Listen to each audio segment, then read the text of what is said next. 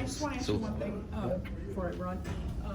Manny was talking about the quarterback's room and Tyler Van Dyke, and he's somebody that they've been, you know, people coming in early and leaving late, and I don't know exactly what he said, attitude or whatever, but that they're looking for some kind of, you're looking for some kind of improvement. Can you expound on that or about the quarterback room? I think what he was saying was that you know, obviously when you recruit people, there's a physical checklist, and then there's a kind of a character checklist. There's the intangibles that you look for in certain positions, and I think what he was trying to say, I don't want to put words in his mouth, but what I think he was saying was that Tyler will be a guy that will be the first one in and the last one to leave type mentality. He's a gym rat, if you will, using that expression, meaning that he loves football, he loves the preparation, and I think we were very inconsistent in that area in the quarterback room, and I think one of the reasons, you know, we targeted Tyler was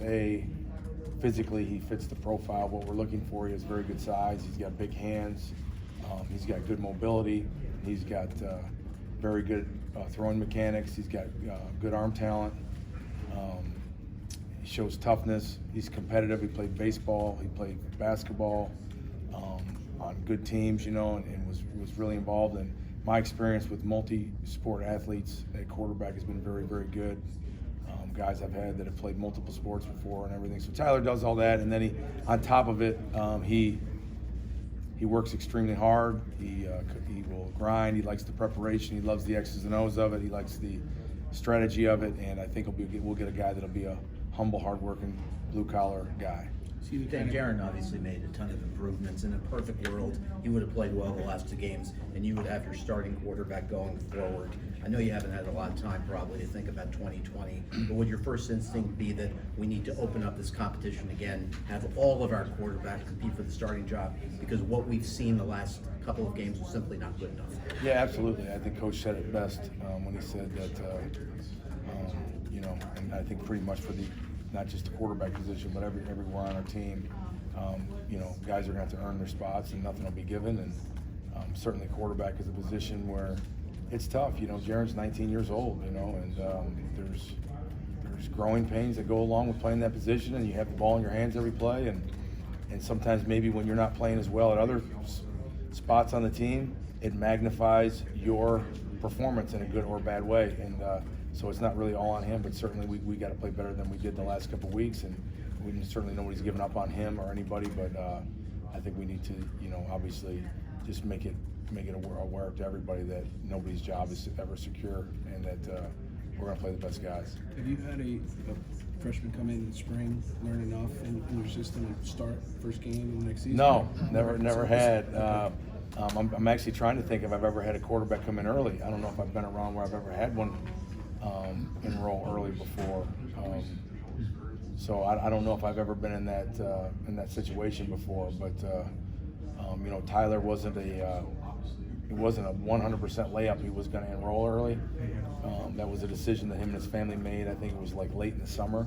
He was already committed to us, and obviously we don't pressure guys to come in early, because I think that's a family decision, not like one that we do. But we were very happy when we decided he did, because I think you get almost, for a quarterback, I think it's very beneficial. You almost get another full year cycle. You know, you get the winter conditioning aspect of it. You get the meetings in February. You get obviously 15 spring practices, and then you get a whole summer again to kind of re-go through it. So I think it'll be beneficial for him. And I think one thing that we've seen in college football over the last few years is we've seen guys do it. You know, and I do think that obviously coming in early is a huge bonus to that. Obviously, it's been difficult with Tate in terms of him not always being here, but has there been a moment the last couple of weeks where you and Manny, or even you in your mind, have thought, well, we've seen what Jaron and Nkosi can do, maybe we should take a game look at Tate at quarterback? Yeah, I think those discussions are there. You know, obviously he's got to do it on the field, and as you've said, it's just been very inconsistent with him this year. He hasn't done anything to have earned a chance to do that yet. So obviously going into this bowl prep, he's here and he's been really good. You know, we've only had 4 practices, I think, and he's done a nice job. So I don't know where it'll end up, but certainly he's in the right frame of mind right now, and we would like to obviously get to see the best of him, best version of him. Dan, not too many people when a season went like this really think or care too much about the coaches or what their mind might be like or whatever. But I think about it a lot. I know where you came from. I know where you were a year ago today. I know what you inherited. I know everything you've been through this year. We don't have to go through the whole list. Yeah. But are you saying that nobody cares about the coaches? Not when you go 6-6 and lose that by you. No. I'm just joking No, they with really you. don't. Believe me, But- I'm well aware of them about that. But it's been quite an interesting year. Where are you at? Oh man, you're right. It's been a very difficult year. My dog still likes me, so that's a real positive. I go home, man. He thinks the world of me every day, so that's really good. And I think my kids still love me, so that's good. And my wife loves me most of the time, unless I don't take the garbage out. But I've been pretty good at that lately. But I've been doing this 30 years, and I've been through adversity before. I've been through difficult seasons. Maybe none as quite as difficult as this one's been. One thing I do know is that every year is different, and there's different challenges every year at different places. And whether I was at Alabama last year, there was challenges there, or Arkansas, or when I was a head football coach, there's just different challenges. And I just look at it as an opportunity to get us better, and an opportunity for me to grow as a coach and to learn from these experiences and these moments. But certainly, it's not easy, but I do think that we've got a good nucleus of players. I think we've got a good young nucleus of players, and I think when we are all on the same page and everybody's clicking, we're pretty good. But when we don't prepare the way we're supposed to prepare, and maybe not give ourselves the best chance to be successful, we're not very good at times. You know what I mean? And that's inconsistency in performance that happens with young teams, and it really starts at quarterback. Because I do think, and I've talked to Coach Diaz about this many times, and my belief is this: when you're getting really good quarterback play, it covers up lack of other things. You know what I mean? You can be average O-line or have a bad day at O-line or not have a great day here or there, but when your quarterback's playing really, really well, you don't notice it as much, if I'm making sense. And then when you're getting average quarterback play or poor quarterback play, it kind of exposes a lot of your weaknesses. And I think when we were getting very good quarterback play this year, obviously we were good, and when we weren't, we were very average. And we've got to just continue to work and try to find a way to get consistency and performance at that position. Talk about the players or getting them fired up for the bowl game. Pardon me? Getting the players fired up for the bowl game. Do you see a challenge? No, I don't. I think we have a good nucleus of guys, and I think we've got some good leadership. Shaq Quarterman and Pickney are doing a very good job, and I think offensively, guys like Corey Gaynor and KJ Osborne and Mike Harley and those guys are leading the way and working hard. And again, we've had really only 2 practices this week towards the prep, and the energy and the enthusiasm has been very good. And your system has been obviously successful. Everywhere you've been, the quarterbacks have improved. Do you look at it as my system works, there's no need to make schematic changes, we just need to execute better, and our quarterback play needs to be better? Or do you look at it as maybe I need to change my system because of the type of players we have, some of their inconsistencies or deficiencies? Oh, great question. We've changed. I've adapted, did more this year than I think I've ever adapted as a coach. But yeah, no, it's not that I'm not hard-headed to say no this, no that. Like, we've gone to a lot of pistol stuff, because Jaron was more comfortable in that. I've not been a big pistol guy over the years, and so we've adapted, like quite a bit of the things that we've done. We've RPO'd more, we throw screens, we're running the ball, we're trying to do a lot of different things to try to get him comfortable and to play well. So no, certainly we are not ramrodding the system down anybody's throat. We're going to always constantly try to make the system have adjustments and try to put the players in the best position to be successful, and we'll continue to do that. 2 parts. Are you leaving the door open for Tate to get significant time in this bowl game, and also, like, what challenges would Louisiana Tech's defense maybe present your offense? Yeah, well, I think I don't think there's been a decision made on who's going to be the quarterback yet. Certainly Tate's in the mix. Those 3 guys have really, in two practices, have shared the reps. And Louisiana Tech, one thing they are is they're very very veteran group. They've got fifth year seniors, 4th year seniors. all across the defense. So they're a very experienced group. Coach Diaco does a very good job. You know, they're very multiple up front. You know, they're in odd, they're in 4 down. He changes coverages. They get in the red zone. They get very exotic in the red zone. So, yeah, there's going to be challenges. They're a good football team. They won 9 games for a reason. So, yeah. Coach, some people out there should think that simply switching to the spread offense would solve a lot of maybe some of the issues that you guys had. Could it be something as simple as that, or What is the spread offense? Okay. Yeah. I don't know what it is. I mean, is it shotgun, quarterback run? We do all that. We run RPOs. We're in 11 personnel most of the time, which is 3 wide receivers and 1 back. We're in the shotgun or pistol most of the time.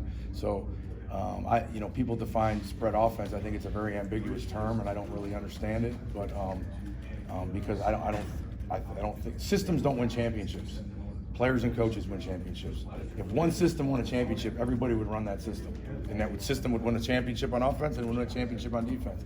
That's not what wins championships. Players and coaches do. Okay, option offenses have won championships. Drop back offenses have won championships. Quarterback runs have won championships. All those 3-4 defenses have won. 4 down fronts have won. 4-2-5 defenses have won. Cover 2, cover 3, man. It's not the system, it's the players and the coaches within those systems. So again, I think just to answer the question, we've adapted our scheme. We're on the cutting edge on everything that we're doing from a schematic standpoint. And if there was a scheme I could just come up and run and it would work every time, I don't know, I think every team in the country would do that. We've got to coach better, we've got to play better, we've got to be more consistent, and we got to block better, we got to run routes better, we got to catch the ball when we need to, we got to get the ball to the right guy in the right time, got to do a better job navigating the pocket, keeping our eyes downfield, and then obviously as coaches, we've got to continue to do a better job putting these guys in better situations. I wasn't clear if you indicated that there were 2 quarterbacks sharing snaps, or was Tate 3, as well? all 3 are. Yep. Very good. Dan, what happened on 3rd down this year? I mean, I'm sure you've studied it. Yeah, we have. It was I don't want to get into all that right now because it's the signing day, but there was a few components, and again, I don't really want to get into it that much, but there were some things in there that we studied, and a few of the same issues and problems have continued to come up, and again, we're going to continue to try to fix those. How frustrating was this season for you? Because obviously there were moments where Jaron and the offense looked, 6 touchdowns against Louisville, where you were like, man, we've got it. And then, you have the FIU game and you have sort of the step back. What was that like from that? It's very frustrating, but it's, again, it's football. Meaning when I say that, I'm not trying to just avoid the question. We're dealing with 19, 20-year-olds, 21-year-olds, and again, there's going to be inconsistencies in performance, and we certainly had it this year. And it's frustrating because you're right. There's times where I've walked out of the practice field or walked out of the building after a game and been like, man, I felt like we were really improving and really playing well. And then the last 2 games we didn't play very well. And again, that starts with the coaches. We've got to just continue to look at what we're doing and how we're approaching and how we're preparing them. But certainly the players have to take some ownership in that well, and we just got to just continue to have that vision of where we're going to be and continue to try to get there. We didn't get a chance to ask you about the 2 running backs, the 2 elite running back recruits that you guys got, Jalen Knight and Donald Shady. Just what they're going to have to do maybe when they're coming in to maybe contribute right away. They're both very talented. Both got great ball skills. They both have good short area quickness. They both have good power and speed. I watched both those guys when I first arrived here. Was very impressed with them. Coach Hickson did a great job recruiting both those guys. And the big thing, I've seen with running backs from high school to college is just trying to grasp the multiplicity of defenses. I think that's one of the biggest adjustments for a running back is when you get into a game now, there's multiple fronts, there's multiple coverages, there's multiple blitz packages. So between the run game stuff and your protection stuff, now you're being overloaded with you're running 100 times more than you did in high school on offense, and you're seeing 100 times more than you were seeing on defense. So that's the big adjustment, is to get them to play fast. You gotta know what you're doing. So that's been, to me, is the biggest adjustment for running backs, is just trying to navigate the whole, the multiplicity of what they're going to see from a defensive structure standpoint. But the big thing is the thing with running backs is And the things these guys are going to have an advantage on is that we have some good veteran running backs, so they may not have to carry the load like a third down blitz pickup and stuff early. So when you put them out there, you can let them do what they do best, and that's carry the ball, catch the ball. You know, those are natural, instinctive things that running backs can do. And I think both those guys are certainly be talented enough to help contribute when they get here. But I think as they continue to grow and learn about defensive structure and things like that, and they're both very bright. They're very smart, both of them. And so I think, and they're both seem like they're very, very hard workers and are going to prepare and do those things. And I think both of them have just an extremely bright future. Dan, what's your thoughts on playing no huddle most of the time? Maybe to try to catch other teams off balance, wear them down. You know, we tried to go no huddle a few times this year, and to be honest with you, we weren't very successful early at it, and for different reasons. But so we kind of stayed away from it from that aspect, just because I was like, we're not very successful at it right now. We were so young and everything, and then we started to do some speed break huddle stuff later, like against Louisville we did, and that was really helping us. I think we'll continue to go there, but certainly our no huddle, our 2-minute offense stuff has been very good, and you know, if we need to do that, we have it in our system. It's just with a lot of the way the games have been going and everything, and you know, like the Duke game, we were winning, you know, we didn't, you know, for most of the game, and you know what I mean, we don't want to go fast, and you know, and our defense was playing so well. So again, we have it in our system. It's just we haven't felt like we've had a need to use it at this point. The three receivers you picked up today? Yeah, your thoughts on love them. Xavier is a guy I went and watched practice in the spring. Great short area quickness, good lower body power, explosive, tremendous ball skills. I like guys that play defense too. I like receivers that play defense in high school, that tackle and show toughness and courage.